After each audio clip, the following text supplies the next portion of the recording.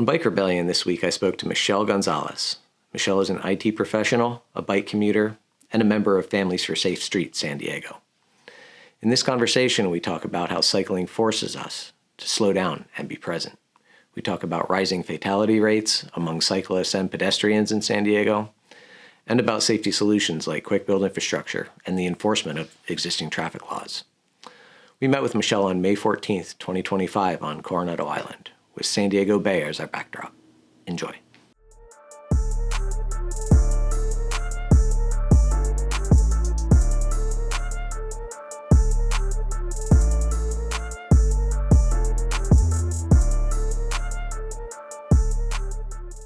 Is that the first beer of the day? Yes. Dude, I bet that tastes good. It's amazing. And it's the like first sip is always like, I missed you. yes.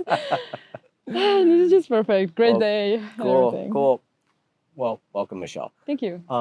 This week on Bike Rebellion, we are speaking to Michelle Gonzalez.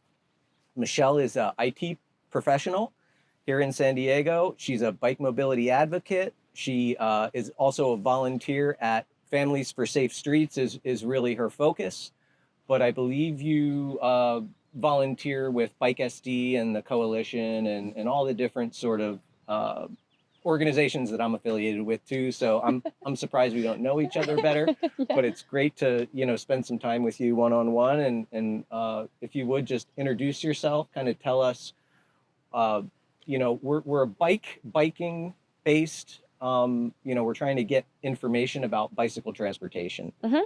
So, yes, just sort of what brings you to bikes, what your background is, and what you're passionate about. Awesome. Yeah. So hi, my name is Michelle. Like you said, I'm an advocate for biking, mobility justice, and like safe streets. Yeah. I'm passionate about it because, well, personally, my big sister, she taught me to bike ride and the importance of bike riding in a city as an active means of transportation. Yeah. And while doing so, she was hit and killed in a crash in New Jersey in 2023. And so, yeah. So that time, that's the time that I became an activist a little bit and an advocate, and to start to use my voice so that we don't lose anyone else to traffic. Yeah. It's a shame when traffic violence and a tragedy like that is what it makes you resolute in what you're doing, and it's tragic. But we're glad to have you as a bike advocate too, because there's a lot of work to do. And from the advocates that I've talked to who really know what they're talking about, they respect you and they really talked you up. I mean, you were a referral by Kiala, which is high praise. Oh, so, thank you. Great. Yeah, it's great to have you aboard. Did you grow up? You said you grew up biking with your sister. That was. Not so much. Growing up, I think we mainly commuted by car. Okay. But somewhere around 2021, classic pandemic times, is when I started to explore other means of transportation. Yeah. I had the time, and people miss being outdoors, and just biking seemed to be a great solution to it. So I started to get involved in a couple of social bike rides. My sister encouraged me to do so, and every time that we could, we would go on bike rides together. So that's kind of how I got into it. So COVID. Yes, COVID. Cool. So so you said sort of the transportation aspect of it and the fun, I'm sure just getting out of the house during COVID was a motivator, but what are the other reasons that you find, what's your motivation for riding? If you had 3 reasons, what would they be? Yeah, I think fitness or financial, or right. It can be anything. Yes. check. I think mainly I like to slow down and be present, and we miss a lot when we're in cars. This year, actually, it came to me, or like I realized, like how much we miss when we're in a car. So, like for example, today coming here to meet you, I just noticed so many things, like the fish that were jumping on the San Diego Bay, and like all the different types of flowers, and the birds, even like the bunnies that jump out of the bushes. And you miss all of that when you're in your metal cage going 60 miles per hour. But And I'm sure you were going faster than traffic, at least when you got to Coronado. probably yes. Yes, definitely. Which I love, by the way. I love passing cars on my bike. But so I would say, number one is I like to slow down and take my time. That also helps with mental health. Yeah. I've experienced a couple of anxiety attacks in my life where I'm just in the middle of traffic and just the noise and the pollution kind of like get a little overwhelming. And so is that when you're in a car? In a car, definitely in a car. Okay. Yes. Yeah. And so I'm able to avoid that, well, by just not being in a car. I'll tell you what, I have a similar situation where I have anxiety when I put gas in my car. Like when I'm just pumping 20 gallons of gas into my vehicle, and paying for it is one thing, but it's like, all of this just terrible stuff that we're doing. Which brings me to reason number 2, just the environment and just clean air. And number 3, I would say financially. Yeah. Just biking, or actually just not driving a car. Whether you're biking, walking, taking the trolley, just provides you so many more options, and it's actually sustainable. Do you own a car? Or yes, okay. I do own a car. So do I. No judgment. No shame. No shame in there. And I have a goal in 10 years to be car free. 10 years is a long time. I hope I can do it well within that time frame. Well, that's great. But I made a resolution that I've bought my last car. So I'm done buying cars. I might have a car for a while, but I'm done buying them. Yes, no, I totally agree. And I think these are like such great goals. I just think it's easy to forget that cars are not the rule or like a mandatory means of transportation. There are options out there. Yeah, and there should be more safe options, as we know, but we're working in that direction. That's as long as we can all row in that direction, we'll eventually get there. So, what do you see as the advantages that you experience of bike transportation specifically? And that could mean a number of different things. Just your experiences, your health, financial, psychological, social, parking, those things. What of those do you experience on a regular basis, I guess? Or just all of it? It's kind of a mix. Yes. Definitely. Yes, mental health. Like I was saying, I think biking and slowing down and being present, like noticing the colors around us, definitely help lower those anxiety levels. You mentioned parking. Yeah. Maybe sometimes my commute on a bike takes longer than your same commute in a car. Yeah. But then you have to find parking. And how many miles is your commute? Oh, so right now I commute about 5 miles, so 10 miles round trip. Cool. But it's about to be about twice as much in the next couple of months. Okay. And it's okay. I actually look forward to it. It's going to be challenging to wake up slightly earlier to make it on time. But again, I don't have to worry about parking. Yeah. It usually takes me longer to bike to work in the morning just because of the traffic patterns, but I can get home in half the time on a bike in the afternoon. Yeah, exactly. Those are some of the benefits. Just mental health, parking. Like we were saying before, financially, I don't have to spend as much gas on a commute because I'm biking. Yeah. It's great. Yeah. Do you have any like sacrifices of doing this? Like, what are some of the sacrifices that you've had? The one that I struggle most often with is just comfort. Because I especially in the morning when I'm on my way to work, it gets a little chilly. Yeah. And we live in San Diego. We're so lucky. Yeah, we're spoiled. Yes, but it still gets slightly more cold, slightly colder than I like to. So one of the sacrifices is just that comfort. Like I have to put on pants and a jacket to ride. Yeah. And also, if you account for the speed that I go out on my e-bike, it's a little chilly. Yeah. That and then the hair aspect, like I have to wear my hair in a bun for work. I wear a similar thing to that most of the time because the helmets rip your hair out. Yes, too. the helmet, That's a yeah. thing. But it's okay. It's a sacrifice that I'm happy to make most days. Someday they'll have a heated seat for an e-bike. You watch. Exactly. I look forward to that day.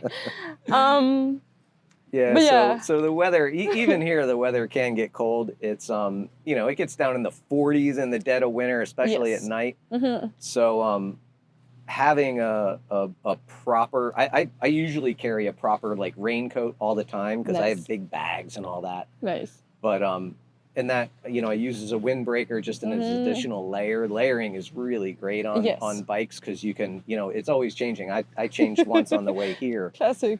But yeah, it's so important to have the right, gear and Yeah. kit to stay warm. Yes.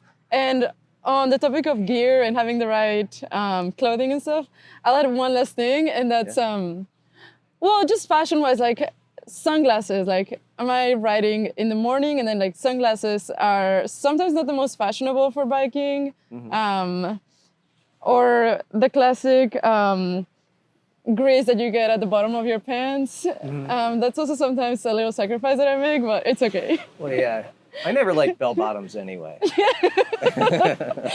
You're right.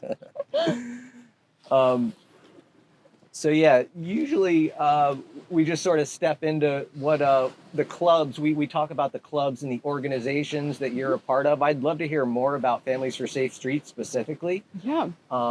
And sort of explore the mission, and we kind of know where it's coming out of tragedy, and for everybody involved, I think, it's actually a national organization, right? Could you kind of tell us a little bit about that? Yeah, definitely. So I advocate mostly with Families for Safe Streets. And yes, it's a national organization with multiple chapters throughout the country, including the San Diego chapter. And so Families for Safe Streets is kind of like we say it's a club where we try not to really gain more members. We're not really trying to grow our organization because, like you said, it's kind of sad. Most of us have either survived crashes ourselves and or have lost loved ones to traffic violence. And this includes pedestrians, cyclists, people with disabilities, people with strollers, and even people that are driving that get into fatal crashes. We welcome them too. And so we're part of like the Vision Zero Coalition. Yeah. And I also advocate with the San Diego County Bicycle Coalition and Bike Z. And together, our missions kind of like intersect in just safety, mobility. And I think that helps our voice be a little bit louder because it's not just one person and not just organization, but it's multiple ones. And we really just want everyone to feel safe in the street, wherever they're transiting to. Yeah, we should have that right. And we obviously don't right now. And the situation, at least to my eye, doesn't appear to be getting better, despite Vision Zero Right. and some of the measures that have been taken and all the advocacy that you guys are doing. We have little victories here and there, but the trajectory of traffic violence is really not improving here in San Diego, correct? Yeah, that's correct. Unfortunately, traffic deaths continue to rise. Yeah. So there's just clearly a lot of work to do. Yeah. And, a lot of that can be uh, specifically on infrastructure. It can be based on infrastructure, but in my experience too, it's enforcement of traffic laws, Yes. which would be a really easy way to improve upon traffic safety, obviously, if they were enforcing things like, people running red lights and red arrows, and people parking in bike lanes, and people not respecting pedestrians, which you see every day. Absolutely. Yeah. I mean, it's crazy, and it appears to only be getting worse, because I don't think drivers fear enforcement locally here in San Diego. I just rarely see cops anymore on the street, which is a problem. Yeah.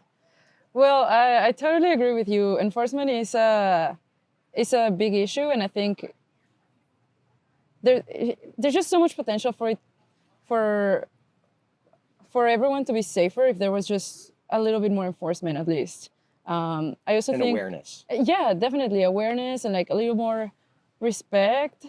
Like, I just think sometimes drivers and people in general, we forget everything that we're entitled to, and we think we're entitled to the road. We think we're entitled to our phone all the time. We think we're entitled to go fast just because we can. Yeah. But the minute you step in a car, Yes. your aggression goes up a few notches. Absolutely. There's this like term that I've heard amongst some of my friends, and it's that the term of a cager. A cager who is like trapped in this metal box and is so unaware and is so isolated from community, from everyone else outside. Yes, from the beautiful elements that I love when I'm biking. Yes, the trees, the colors, the animals and nature. But also you're so isolated too from that person's right to be crossing the street safely. And this other person who has the right to straight up just get home safely. Exist, yeah. Yeah, exist. Yep. And so I think that's part of the issue in my opinion. Just we're too entitled. There's infrastructure gains to be made, and a lot of that is easy, inexpensive work. I mean, we can spend a lot of money on it if we want to, but we can also solve these problems in real ways with enforcement, with smart, quick build infrastructure. Absolutely. With things like that. And that's not at all the gear that we're in right now. Exactly. And I think actually San Diego, the San Diego city is starting.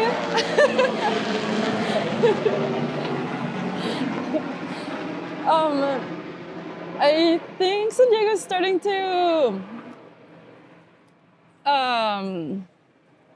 realize all of that, because all of a sudden there's daylighting and there's like slower speed zones. Was good. Yeah, and sure. I just read an article from ABC San Diego about how some people are getting parking tickets for driving in their driveways, but their driveways cut through the sidewalks. So it's like, oh, well, how are you going to ticket me for parking in my driveway?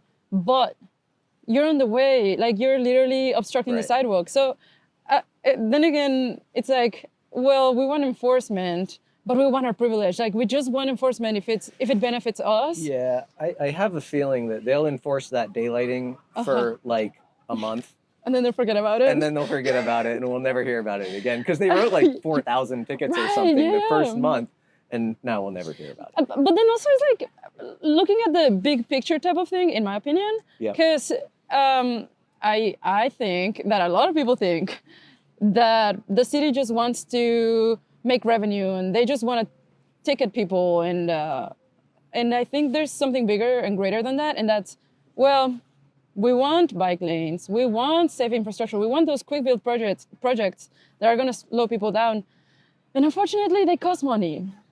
And I mean, they don't cost as much as roads, though. You're correct, they don't cost as much as roads. But I just really wish that people could like realize we're all in the same team, people. Like, I mean, I want to park my car too. Yeah. But I also don't want to get killed on the road. Yeah. Like, we're all in the same team. We're just Yeah. trying to live. Yep. And so we talked a little bit about your, weather and, how to protect yourself from the weather. The clothing that you usually do, is it like extra layer of pants sort of thing, like windbreaker pants or something like that? Exactly and a that. windbreaker top? Yeah, I actually brought them in case that it got chilly at night. Yeah, we'll look at them because I like to know sort of the gear kit that people have, and we can recommend things if you recommend. Oh yeah, totally. Sort of thing. But yeah, windbreaker clothing I think is the main. And in terms of security, what is your sort of security protocol? Do you use a bolt lock? Or yes. What kind of stuff? I use a U-lock. Okay. It's an old school U-lock that I've probably had since my childhood. I don't know how it survived all my moves and all my bikes and everything. And the key. Yeah, that too. I have only the one key. I was actually impressed when I found it when I started getting back into biking in 2021. It's like your lucky lock. Yes. And that's just the one I use. Okay. Sometimes, like occasionally, I feel unsafe if I'm on a super lonely dirt road that connects. Sometimes I go through a weird dirt lot somewhere around Saturn and Main Street in Chula Vista. Okay. And there are safety issues? Well, let's just say there's no lighting, there's no people. It's in the middle of nowhere. Yep. And not to speak bad about people that don't have homes or anything, but I've got startled a couple times. Yeah. And so I actually think my U-lock gives me a sense of security because if you can always swing it? I could always swing it. Yeah, and it is I've a never weapon. had to, and I actually hate to say this, but it gives me a sense of security actually. Yeah, no, I think that's a valid point. And actually, it also gives me a sense of security amongst cars. When I'm just gonna say that there's a movement called the U-lock mob. Yep. And when there's a car parked in a bike lane, it shouldn't surprise the driver if their side mirror gets Whacked. Smacked Yep. by a U-lock. And I don't encourage it, but it's like, don't park in bike lanes. It's U-lock justice, they call it, Exactly, don't park in bike lanes. I like U-lock justice. I do stickers. I try not to destroy property, but neither. I have stickered hundreds of cars parked in bike lanes. I will take I'll give you this some. piece I'll of give you advice, some. yes. Actually, yes. Cool. So yeah, I mean, U-locks are great. Do you have like a garage where you're able to park inside, or like a safe space at night? That's a great question. The answer is no, which takes me back again to the question of what are some of the sacrifices? Yeah. And I used to joke with my sister about having a house with enough room for all the bikes. And it is kind of funny because I have more than one bike. The mountain bike, the road bike, the gravel bike, and the e-bike. Oh, how many? 4, 5? But Oh, more. I am lucky. I have 5. I have actually 2 gravels. So I Okay. have 5, currently have 5 bikes. And I live in a 1-bedroom, 1 bath. Okay. And so they take up most of my dining room. Uh-huh. But I think that's just There inside are my much worse home. addictions. Yeah. That's totally true. There are much worse things that I could be spending money or time in or space. In the grand scheme of things. I Yes, mean, yes. Think about how many bikes you could buy in the place of a G-Wagon or, Yes. Tesla Y. But yeah, I'm happy. And you know what? They're pretty good looking bikes, so I don't mind seeing them in my dining room. No, shit, it's like art. Yes. Like art. So you obviously don't consider the infrastructure that you use to be safe, do you? No. No. On like a normal day for you, what's the percentage of time you're in a bike lane versus on the street, in a situation, sort of thing? Like how much of the bicycle infrastructure that you use is safe? That's a great question. I'm not gonna lie, I'm super lucky to live in Imperial Beach and It's work. gotten better, right? Yes, I'm just lucky. And I work on the Silver Strand, so I get to commute to work Oh, that's ideal. on That's a on the beautiful Imperial Beach commute. Bikeway. Yes, it's wonderful, but in order to get to the bikeway, I do have to commute about a mile on Palm Avenue, which is one of the worst. It's one of the 6 critical corridors that are most dangerous in San Diego, according Yeah. to SANDAG's safety network, Yeah. safety road network, I think it's called. And I'll tell you what, sometimes I've experienced up to 3 near crashes in a 1 mile stretch on Palm Avenue. Yeah, Like Palm it- Avenue is deadly between the surface isn't good and there's debris and Yes. and yeah, it's not good. And it could very well use a road diet. Like the lanes are so wide, Yeah. the car lanes are so wide. People speed. It's so easy for people to speed, and there's enough room to make space for a bike lane on Palm Avenue. Yeah. Yeah, that should be a priority actually. It should be, yeah. yeah. One of the intersections, actually, Palm and 16 is one of the fatal 16, one of the fatal 15, one of the 15 most deadly intersections in San Diego. And so, anyways, to answer your question, no, I don't feel safe enough. I think Yeah. we're not doing enough. We don't have enough infrastructure for people to commute safely Yeah. where I live. So, do you have any stories you'd like to share? Specifically, maybe a person that you met while Oh. biking, or an experience that you wouldn't have otherwise had. Let's see. Oh man, I think there's so much to share. Let's just say the best. Oof, I'm trying not to get emotional, but I think the best friends I've had all my life are bike friends, and it's just beautiful people. You know, people It that really appreciate. is. It's like a filter Seriously. for douchebags. It's me, a douchebag. Basically. Oh, no, I get it. It's a filter for douchebags. Right. Like no douchebags. I'm seriously. Oh, I'm seriously silly. I was like, No, yeah. that's true. And a lot of the people that I talk to, strangers, people like are they do always mention, they're like, there's just a different, I don't know if it's a common experience or a quality that sort of brings us together or whatever. Yeah. I mean, I totally agree. but yeah, it tends to really coalesce a certain type of people.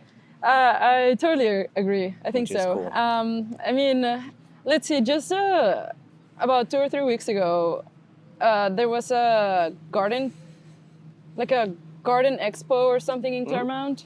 And one of my bike friends, who also loves flowers, just put a ride together, and we rode, I don't know, maybe like 16 miles visiting people's gardens, like just people's private gardens that they opened up for the public. And it was like one of the best days I've had all year. Actually, the weather was not perfect. It was a little overcast, but it didn't matter. The flowers were amazing. People's houses and gardens were beautiful. The company was amazing. And then we had brunch. We rode some more. We ended up at a brewery. Just had such a good time. That's fun. And I don't think you just get to do that with any person. I mean, anyone could bike, but just How many were in your crew? I would say maybe like 10. Okay. And by the way, I know, for example, Vic from Nice and Easy, he came to your podcast before, Yeah. and I would say the majority of those friends from that group met each other through Nice and Easy, and I think that's just something beautiful. Like, we're just one big group of people that can find things in common and have a good time. Yeah. I think it's great. Totally. So, we'll do the last real question. Is how do we get more people to use bike transportation? and get people out of cars. Yeah. Sort of thing. Like if there's, you know, Yeah. just how do we do that? What is the key?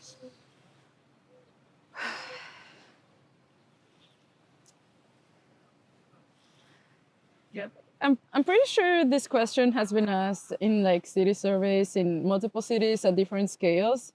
And I think the number, like I'm pretty sure, the number one thing that holds people back from biking is literally they don't feel safe. Safety.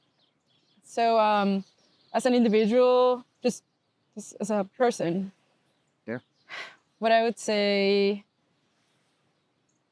if you wanted to see more people biking, just go out and do it and learn how to do it safely. You know, yes, wear your safety gear, your helmet, your lights, but be mindful, be aggressive as a cyclist if you have to, but also as a driver, be defensive. Like, just. Well, Yeah. the first word you uttered was safety, and we need to make it safer in a lot of different ways. Yeah. And I think that's been the common thread through this is, through this and other sort of conversations that we've had. That's how we get more people to do this, and that's how we can really make an impact. You know, be it environmental or community or for whatever reason we're doing this, we need to make it safe first, sort of thing. And that's infrastructure. That's enforcement of laws. But it's mostly infrastructure. Yeah. It's mostly infrastructure. I totally agree. Yeah. There's still also some policies. Oh God, I hope I'm not getting too off topic. But like there's like we're still working on a lot of policies. Because you mentioned enforcement, but sometimes the law or like the policy or like the process is not there actually. So for example, there's this bill that just passed in Virginia, for example, and that other states are trying to pass, including California, that we're calling the Stop Super Speeders bill. And the gist of it is that there's been many drivers that have been charged with reckless driving, that have been involved in multiple crashes, that have actually killed people in their cars. Yeah. And all of those things, even if they're added, they don't accumulate to barely any consequences, not even the removal of your driving privileges or not even a ticket.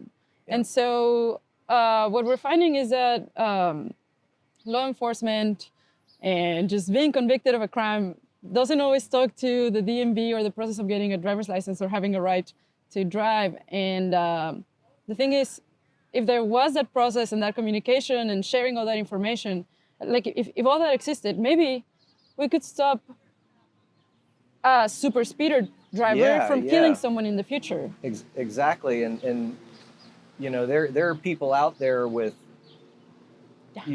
just, if you double the speed limit, you should never be able to operate a car again. Yeah. I mean, full stop. Full stop. I totally agree.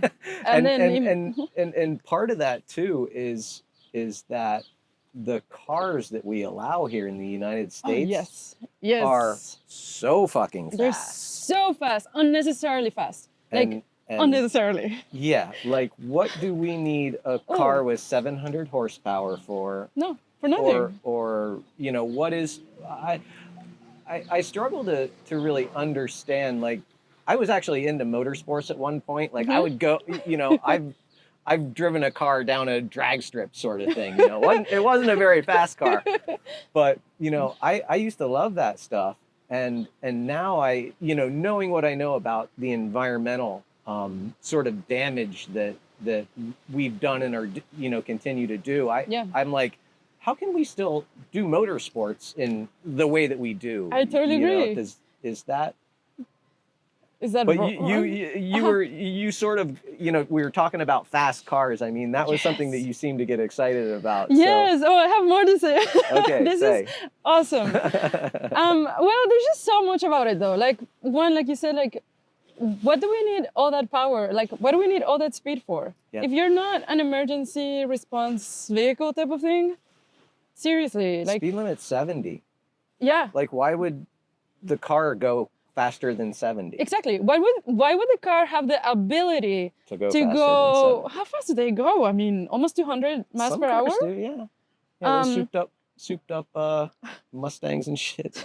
Like, seriously, if you know that it's illegal to go past, what's the national speed limit? Like 80, maybe 75? 75, I think, is max. Then why do you give people the ability to break the law? Right. And let's be honest, it's not getting enforced. So at that point, you're not only speeding on purpose, like Yeah, and it's I just mean, not it's okay. one thing to do 62 on the highway sort of thing. It's something completely different that I live up near Balboa Park, and I hear, and there's not a road around me that is over 25 miles an hour. And every once in a while, going down Pershing, I'll hear a car like that Yeah, doing 100 easy, absolutely. just Yeah. because it's fun for them, I guess. Yeah, and that's a highly what I'm trying to say is, like, there's so many pedestrians in that area Oh, too. yeah. Like Yeah. pedestrians and cyclists, like going that fast is asking to kill someone. Yeah. So there's also another bill, and that is to add smart speed assist, I think it's called, Yeah. which is a technology for cars. Here, let me take you back. Let me take you back on a time trip. Not too long ago, cars didn't have that safety belt alarm. Like, you could drive your car without your Without seatbelt, your seatbelt. Yeah. and not have any alarms going off on your car. It took for some people to start lobbying for these life-saving measures, and then eventually it passed and it became a national bill. But of course, it all started like from one state, and then another states followed suit. That was probably in like the 70s, right? I want to say so. Yeah. And then eventually it became a national federal standard. And now if you buy a 2024, 2025 car, and I'm just going fast forward to today, every car has that alarm that will bug you if you are not wearing your seatbelt. Yeah. Which is great. It saves lives. So following that trend, there's this other bill for the smart speed assist technology, which we're asking be mandatory across the country if you're going 10 miles per hour above the speed limit. So say that the speed limit is 65 and you're going 75, then you would hear a gentle ding, ding, ding, because we have done surveys and we know that a lot of people just didn't realize that they were speeding. Yeah. So that just No, I love that idea. It's a great idea. And it doesn't mean that you can't speed. I mean, hopefully you're not going to speed. It'd be but it's nice gonna it would be really great if it was like a cha-ching where it goes, you just got a ticket. Yes.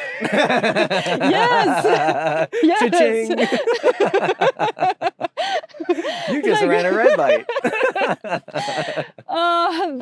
That's a dream. Dude, But yes. that's how we should use technology. Exactly. Yeah. And also, another thing that's crazy is that other countries in Europe are already using all this technology to save people's lives. We're just not there yet. It's crazy. We are a backward people. And I, and yeah, some good things happened actually during the last, presidential term, let's say.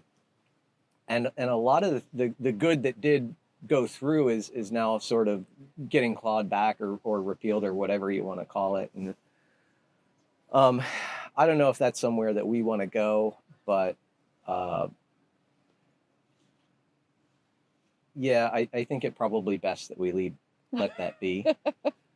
But so as sort of my last unreal question, so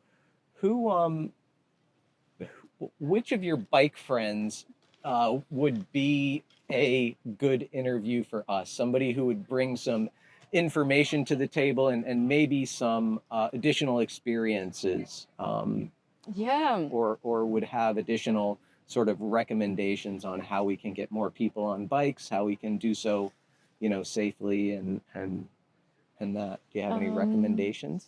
Yes, I haven't even like hit her up about this or anything, but I would like to give a shout out to Ashlyn.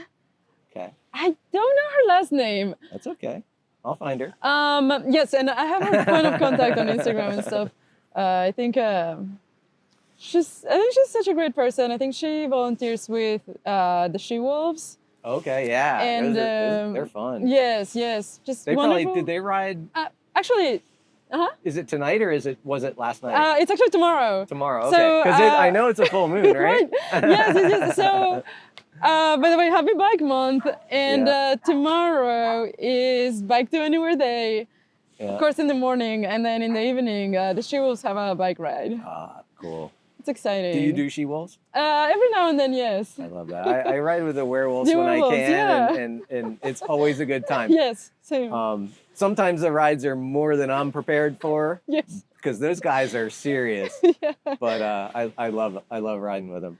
They're a good crew. It All of really them. is. I love them. Awesome. Well, Ashlyn, right? Yes, Ashlyn. Yeah. Okay, I'll find her.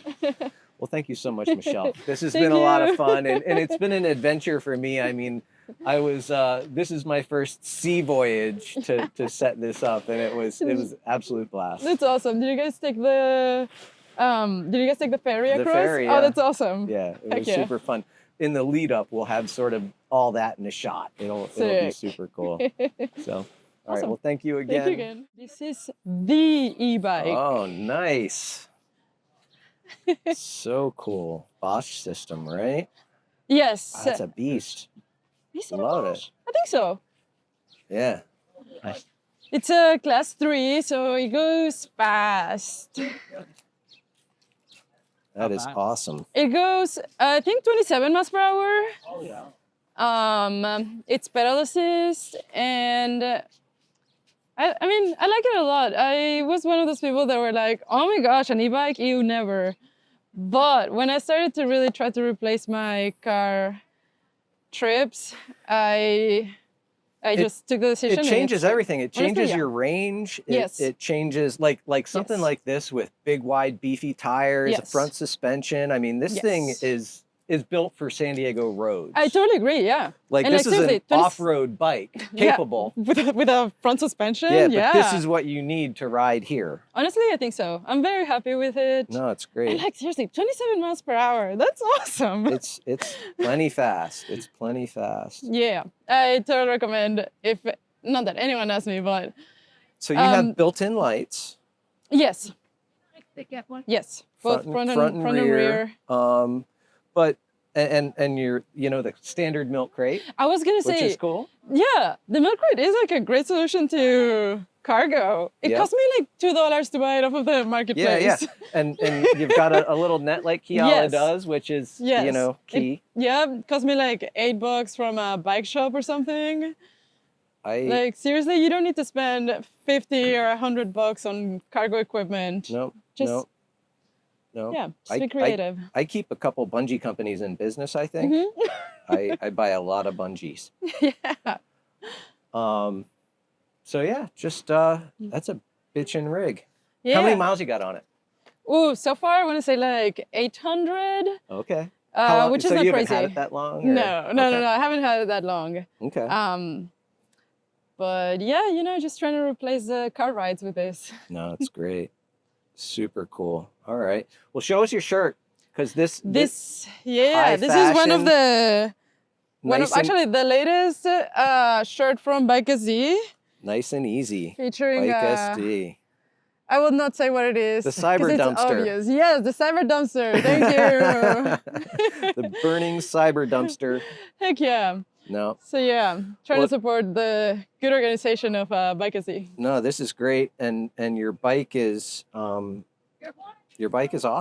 Thank I you. really think it's dialed and set up. You too. Do you ride at night a lot?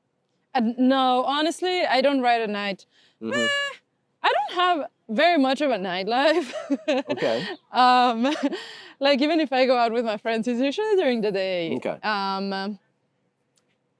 Yeah, Yeah. I like light my bike up like a Yes. Christmas tree just so I Yes. can be seen because I do Super ride visible. at night quite a bit and you know, but if you're not riding at night, that really wouldn't apply. Yeah, I still want to get the lights, but I haven't had the need, or I just haven't dedicated the time. What I Yeah. really want to do though is What are you looking at?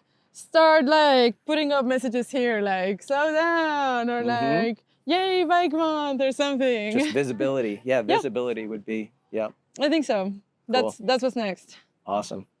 Well, thanks again, Michelle. Thank It was you. awesome to meet you and spend a little You time and too. learn about your Heck mission. yeah. Heck yeah. Thank you. All right. Well, thanks again. We'll talk to you soon. Awesome.